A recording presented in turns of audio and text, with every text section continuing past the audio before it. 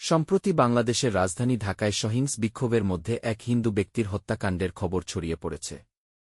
ঘটনাটি শুধু দেশের মধ্যেই নয়, প্রতিবেশী ভারতের রাজধানী দিল্লিতেও আলোড়ন সৃষ্টি করেছে। সামাজিক ও রাজনৈতিক বিশ্লেষকরা মনে করছেন, এই হত্যাকাণ্ড চলমান ধর্মীয় উত্তেজনাকে আরও বাড়াতে পারে এবং দুই দেশের সম্পর্কের উপর চাপ সৃষ্টি করছে। প্রত্যক্ষদর্শীরা জানিয়েছেন, নিহত ব্যক্তি হঠাৎ হামলার শিকার হন। স্থানীয় আইনশৃঙ্খলা রক্ষাকারী বাহিনী ঘটনা তদন্তে দ্রুত এগিয়ে এসেছে। সরকারের উচ্চপদস্থ কর্মকর্তারা পরিস্থিতি শান্ত রাখতে দ্রুত পদক্ষেপ নিয়েছেন এবং ক্রমাগত আপডেট প্রকাশ করছেন। রাজনৈতিক ও কূটনৈতিক বিশ্লেষকরা বলছেন, এটি কেবল একটি স্থানীয় ঘটনা নয়, বাংলাদেশ ভারতের মধ্যে চলমান টানাপোড়েনকে নতুন মাত্রা দিয়েছে।